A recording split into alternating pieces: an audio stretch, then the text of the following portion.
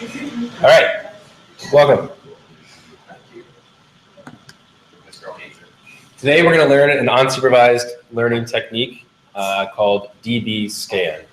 You all are familiar with one unsupervised learning technique already, Kmeans, and today we're going to learn one that may make it so you have never used Kmeans again.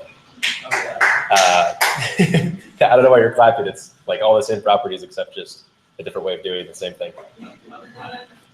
So we'll go over what it is that DBSCAN is, how it works, how it compares to other clustering techniques that we'll discuss in class, an implementation kind of like an abstract level, a different way compared to what I've done previously before we discuss like the coding first implementation. And then we'll do some actual implementation via code, just a quick, easy example with our iris data set. So before we talk about DBSCAN, we need to have an understanding of what clustering is. Allegedly, this class already knows what clustering is. Who can explain clustering to the rest of the class? And me. So you're basically looking at all your variables and trying to group them together based on their relation. Yeah, that's a good start to the definition. We're looking at our variables and we're trying to group them together. Does anyone else have an addendum to that definition? Perhaps how they're being grouped together or what type of technique this clustering is? Yeah. We group them together based on geometric proximity using Euclidean distance. Yeah, in the past we've used Euclidean distance for. But when you graph them, it's not obvious to go together. Right. We've, in the past, grouped them based on Euclidean distance with K-means clustering. So the last few things that I think we want to hit on with this definition, is this a supervised or unsupervised learning technique? Unsupervised. What does that mean? Yeah. We're not feeding it an answer, or rather, we're not telling it a target. We are expecting to be returned an answer of sorts, but it may be to a question we didn't even realize we were asking. It's kind of a way to think about it in some ways. So clustering is an unsupervised learning technique we employ to group similar data together. So the easy example or picture here is we can see clear clusters between 1, 2, and 3 based on like income and debt scatter plot data. And with unsupervised learning, I want to hammer home that we need to remember first, there's not a clear objective with what we're doing. It's a pretty big departure from everything we've seen previously in this class, where we've been very explicit to say, this is the data that I have, and I want to use this data to explain one specific outcome, and I am declaring that outcome. In the case of unsupervised learning, there is no targeted outcome, and therefore there's actually not necessarily a clear objective aside from make sense of my data in a useful way. Because of that same idea, it's kind of hard to tell what a right answer is or a wrong answer is. In other words, it's hard to tell how we're doing. And that can be a bit frustrating when we see, well, did we correctly group these things together in a helpful way to us? Did we actually help make sense of our data for other inputs? And assessing the accuracy, so to speak, of our cluster or of our explanation is very challenging because we're not determining one specific output that we're seeking to explain. And that all feeds from the next thing, that there's no clear response variable. We just have observations with features. And the last thing is label data is not required because labels will be produced based on the clusters. So in the example of having a bunch of political data, and let's say you have a quiz of 10 questions, and that 10 questions is just a scale of 1 to 10 of how an individual feels about a series of issues ranging from gun control to immigration to environment. You also have if that individual was a Democrat, Republican, or independent, okay? Typically, or prior to learning unsupervised learning techniques, if we said our objective was to try to predict what party someone is based on their political preference, or excuse me, based on their answer to a 10-question survey, we would very explicitly declare that we are trying to identify someone's party affiliation given a host of responses to some survey. Questions that we're asking, so that is, of course, tied to answering the question, what political party is someone? If we're not necessarily trying to purely explain someone's political party, or we just want to extract signal instead of noise from our data set, perhaps libertarian answers are really throwing your data set awry because they have preferences that just so differ from what the rest of your data set looks like. You may use some exploratory data techniques or even a modeling technique like clustering to try to describe the groups of responses that you have in your sample space. Now, here's my question for you. Is the output of our cluster, the labels, are those labels going to be party labels? No. No. Why not? Because of what parties are. It doesn't know what parties are. It's agnostic to what a target is. Now, follow up to that, despite it not using labels, party labels, should we expect to see, or may we expect to see clusters that resemble parties anyway? We may. We may. Why is that? You'd expect some sort of separation amongst the groups and their answers. Yeah. Couple clusters. Yeah. So like, let's pretend that this graph here is not income versus debt. Well, let's just say it's like tax levels versus another survey question, how someone feels about gun control, where higher taxes is to the right and more gun control is to the top. You may expect then to see responses, given those two independent features, to fall into some clusters that may resemble your parties, but won't purely resemble your parties. Does that make sense? Okay. So now let's talk about what DBSCAN is. So it's a clustering technique, and it's a density-based spatial clustering applications with noise, DBSCAN. So from here forward, we'll just call it DBSCAN. The key takeaway from this is it's a clustering technique that is spatial and reduces the amount of noise. So for DBSCAN, we are reliant on density. What is density in the context of our data set? Representation of, say, a scatter plot where we see some points closer together than other points. DBSCAN, therefore, is sensitive to high density. High density clusters are separated from low density clusters. And perhaps even we see close to one another versus some that are far from one another. So in this case, we have a dense, you can see that cluster 2, if DBSCAN was run, kind of makes sense because there's a density of points here, and then suddenly there's a very sparse region between cluster 2 and cluster 3, as well as cluster 2 and cluster 1. That sparsity of points signals to our underlying algorithm, which we'll discuss, that perhaps there's a different label and different group that exists in this underlying data.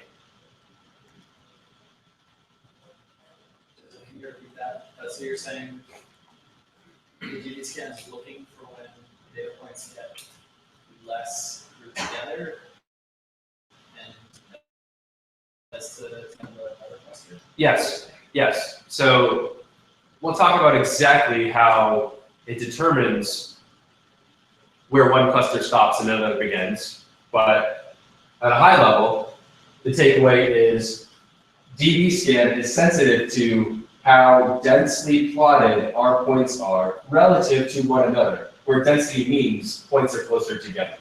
So in this scatter plot, we see that these clusters generally have points that are very close together in the labels that were given to this underlying data set.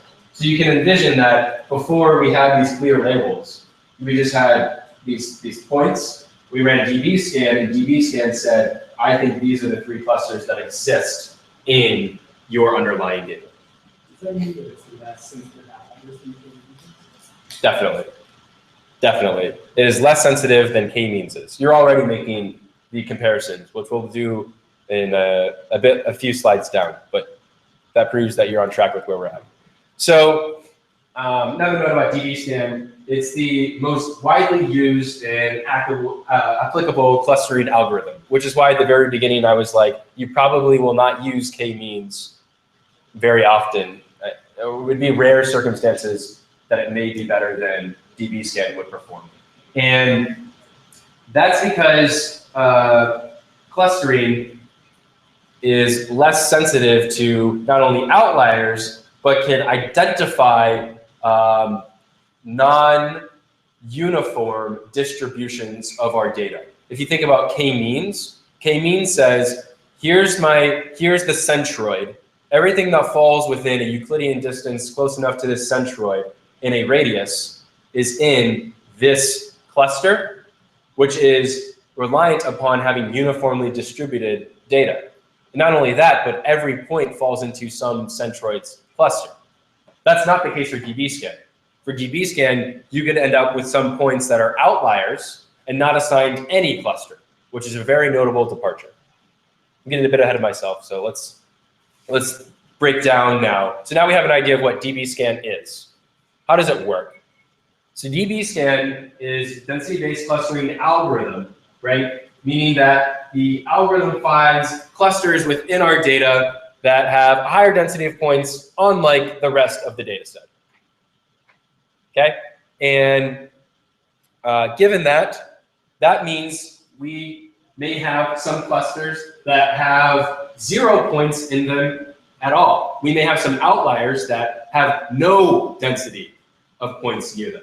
Outliers, by definition, are outliers because they're so far from the rest of our data set that they're considered to be statistically large deviations from what the rest of our underlying data shows. DBSCAN looks for nearby points from one point and then groups them accordingly into a cluster.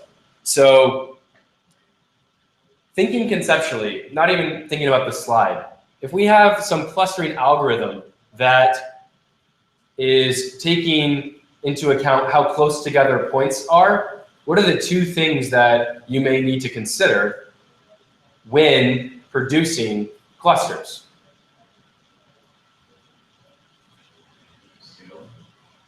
Scale? If you have data where your points would be close together, but it's not close together like one and two. Yeah. So by scale, you mean the distance between our points, how dense our points are together. Yes. So in DBSCAN, that's our epsilon. Our epsilon is how far to look from one point relative to another point to say that 2 points are in the same cluster.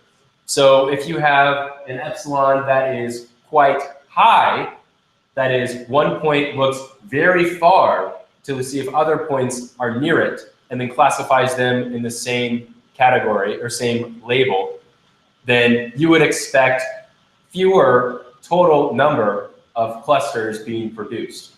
If you had an epsilon that is very low, you would see a high number of clusters that would be produced. That's what I think too. The third point, an epsilon be the maximum distance.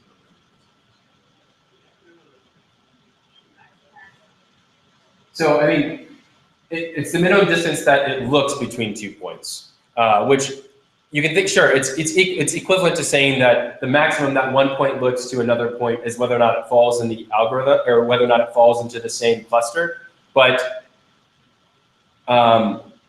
we'll see a very good visualization that shows when you have one point in a data set, it looks and sees if within epsilon, is there another point that is nearby?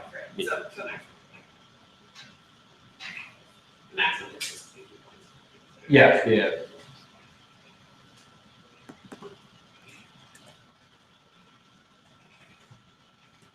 And when our epsilon, therefore, we give our algorithm an epsilon, therefore, that it looks to see, is this point near another point within this range that we passed it? That's the first thing that we need when we run a DBSCAN. The second thing is a minimum number of points that should exist within one of our clusters.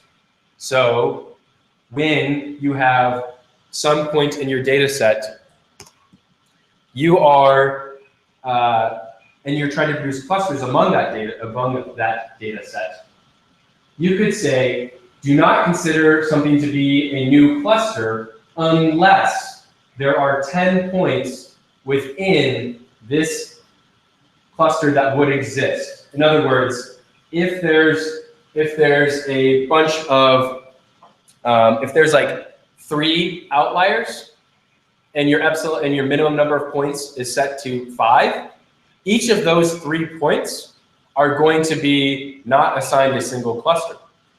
However, if your minimum number of points was set to 3, that new group of 3 outliers is going to be a new cluster in your data set. So let me ask you this. How many clusters should we expect to see if we run the DBSCAN on our data?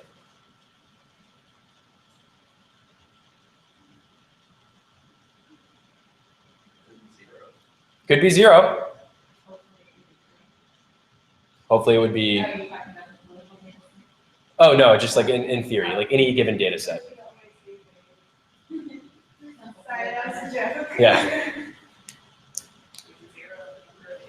Yeah, exactly. Between 0 and the number of data points in our data set, in theory, is the number of clusters we could expect, right? So that's a departure from Kmeans, where we fed it a number of centroids, and those centroids then encompassed every single data point in our underlying data.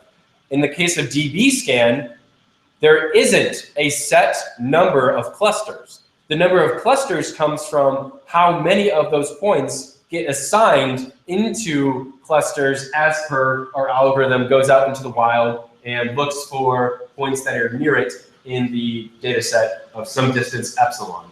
And if it finds some number of points near it in the underlying data set that meet or exceed our minimum number of points to be a cluster, then there's a new cluster that is assigned in our underlying data. Was there a question? So epsilon isn't like the radius or anything. It's like you chain epsilons together and they're still the same. So the algorithm is functionally chaining epsilons together, but every point has an epsilon that it then looks. So you can think of this like a point sending out a sonar and saying, is there anyone near me? Anyone near me within 0.3? Anyone? Bueller? And if there is, then it's like, all right, sweet, then you're in my cluster, assuming that there was a minimum number of points already ascribed. So if you have an epsilon of 0.3, you could have 2 points that are 1 away, as long as there's other things within 0.3 that make a chain that make in the same cluster? Exactly. Okay. So the epsilons are not being chained together, so to speak, but when you add another point to some underlying cluster, then anything nearest to that point gets added to the cluster.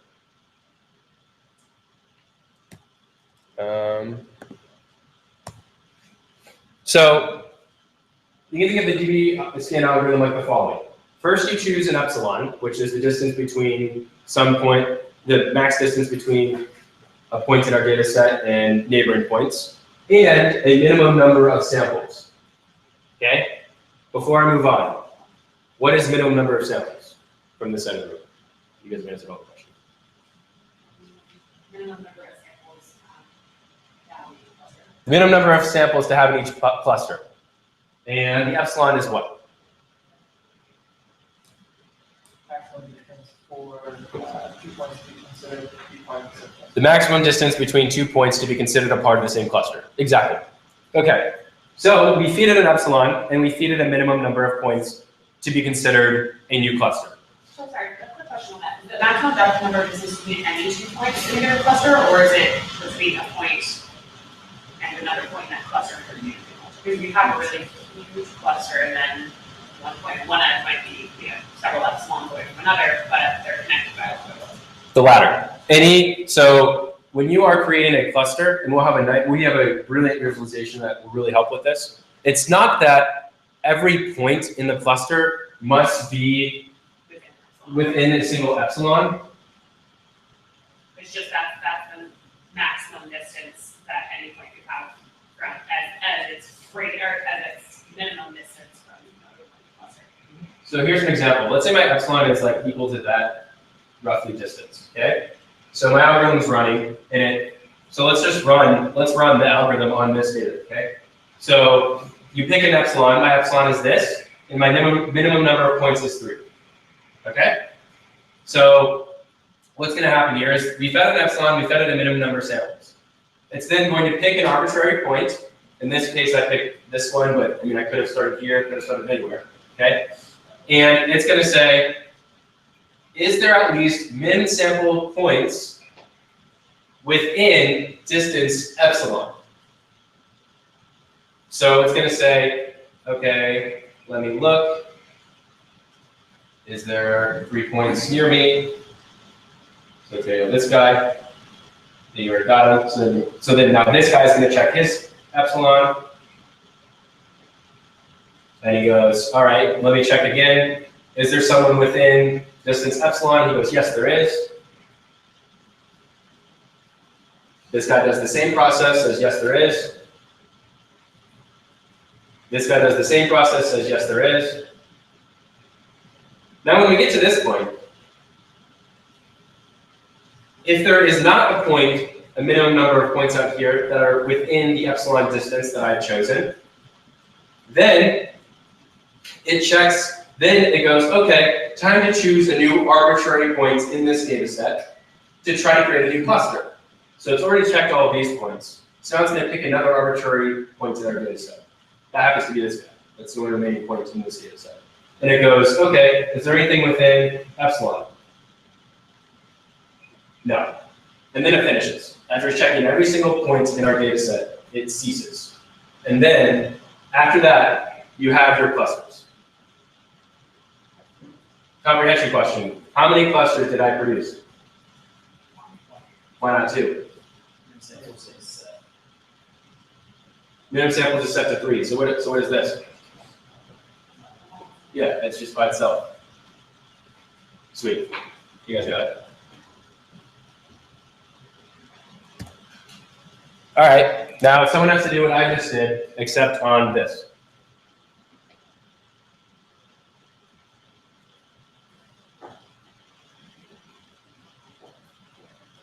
Someone brave. Yeah. Ah, Caitlin's got it.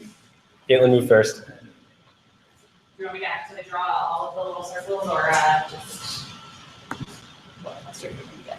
There you go. Basically, this one's right here in the center of that, so roughly just around this guy-ish. So like this is gonna be something like that. So that's the closest to anything else, nothing else is in that, so that's gonna be a cluster. This one, nothing else is within this, so it's an outlier, and again, just the closest to the other ones. And it's nothing, so these guys are gonna be together. Okay, so, and we'll say we pass the same parameters of 3 minimum number of Exactly. for 3. And so We have 2 clusters. I just didn't want to draw all of them, but this is the cluster. Yep. These guys are all, all out. These are all connected within that distance to each other. can you, do we have another color for you to circle our remaining clusters? Whatever, just do like a, or no, here's blue. There you go. Circle the clusters right here. So.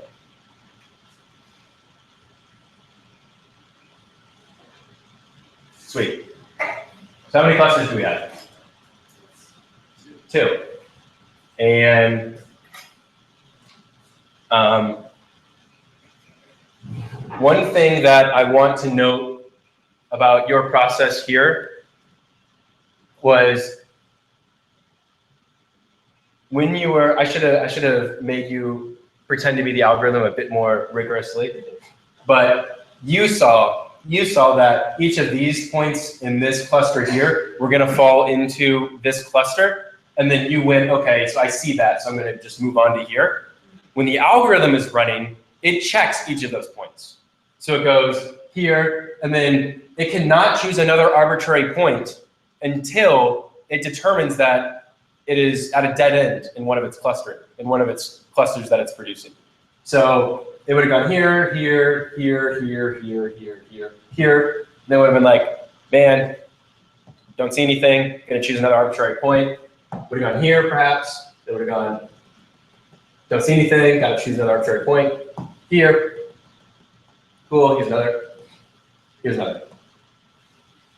And the output that you received is entirely correct. 2 clusters, and we said the minimum number of samples for a cluster is 3, and the epsilon is roughly this distance. Is there a drawback here when so much can be dependent upon one point to connect what we've seen in 2 separate clusters? If you have that one bridge point, you could join a group together that you would normally join. You see what I'm saying? So if we're talking about Democrats and Republicans and we just those two, and we see 2 distinct clusters, and let's say we were only meant to interview Democrats and Republicans, but somehow like a libertarian or somebody in the middle like slipped in, and they gave answers that happened to be like one point on there that happened to be within our epsilon and actually bridge the 2 clusters. I guess isn't that a drawback of DBSCAN where like it's too heavily reliant maybe on one point to group clusters together? Yeah, yeah, I do. And one quick, I'm gonna sneak in on that question explanation. When the epsilon is checking, it's checking for a minimum number of samples of points within the epsilon. So it would take 3 points in this case to bridge the gap, not just 1. So that's min samples. Min samples is the minimum number of points for a cluster, but that same criterion is useful for looking for bridging the gap, so to speak, between clusters. So your question is still valid. Couldn't that still create, what if you had 3 libertarians and then it's like, okay, there's 3 libertarians that are close enough, I'm gonna now end up in Democratic territory? Yeah, and the way that we would counter that is we would perhaps reduce our epsilon if we saw that we didn't get any meaningful examples. But what you described is a very real potential problem. Yes? Just on that front, I might just have been understanding wrong, but like on the example we just did there, the lower the lowest point, if you drew the epsilon around that by that logic, you just said would that lowest point maybe not be considered part of that cluster then, since there would be 3 samples within that epsilon connecting to the rest of the cluster? So am I just not getting that right? Yeah, and this is like where sloppy whiteboard hand drawing isn't very useful. But the way that I drew this, I meant to be that these guys are close enough within our epsilon. But yes, that question proves that you're asking the right things and seeing, are these points truly outliers, or are there 3 minimum points within this epsilon to continue building this cluster? So what you just asked is correct, that there would have to be 3 points within the epsilon for the cluster to continue. So for this cluster out here, then any one of those points would only really have 2 other points within its epsilon. Yeah. So that would be one cluster. If we set minimum at 3, yeah, so that was kind of for example. You're right. Because they have to fall within the epsilon, we reduce the risk of the so-called libertarian problem, I guess we'll brand it. The libertarian problem, meaning bridging a gap that doesn't actually exist and creating one macro cluster. Okay. I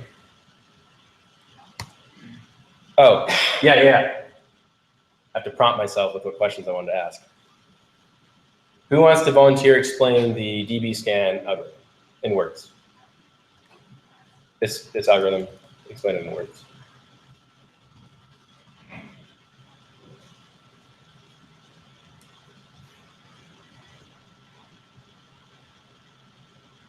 You guys seem to have it. I think everyone's just kind of trigger shy. I'll try. Yeah. So it's going to use is going to check every individual data point, and if it finds a minimum number of data points within a certain radius, it will consider that a cluster, and then check all of those points as well to see if they also meet that minimum number of points within the distance to continue to grow that cluster until it exhausts all the points around it, and then it will check other random points. It's exactly, yeah, that's a nail on the head explanation. DBSCAN builds clusters via looking for a epsilon distance between one point and other points in our data set spatially. If there are truly minimum number of samples within that epsilon, it appends that new data point to our cluster and continues checking those newly added points to our cluster until it doesn't find any friends that are close enough in the neighborhood. Then it chooses a new arbitrary core sample, is the terminology, point to look for building a new cluster or potentially an outlier. Let's check. So there would be 0 clusters over there, right? If we set it to 3, yeah. Yeah. Any? Okay.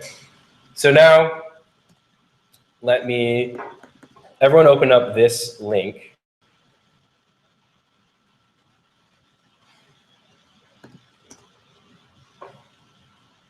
Which is posted in resources as well as in the deck itself.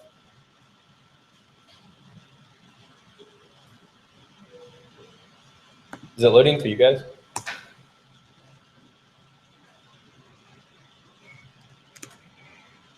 That sucks.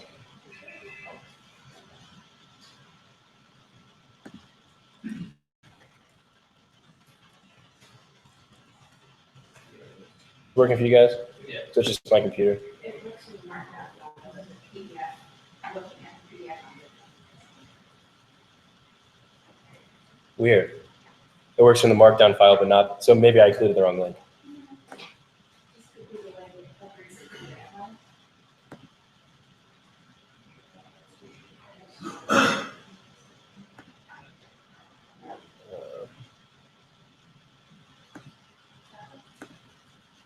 This could be the way it opens the PDF one. Yeah, just slag it out. Thank you. Weird. Very weird. What if I copy and paste it over here? No, that's just odd. Okay.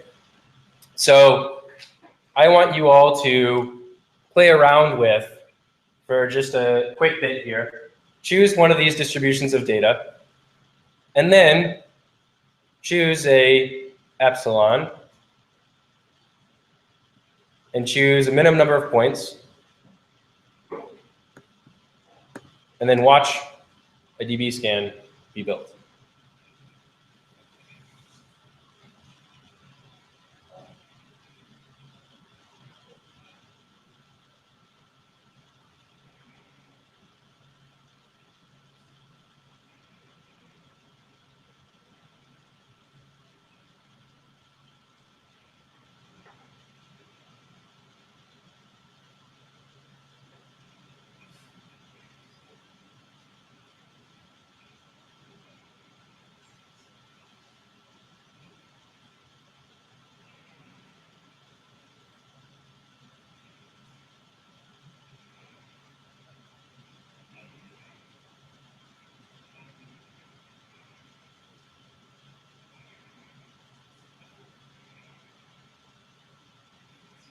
You ever see that?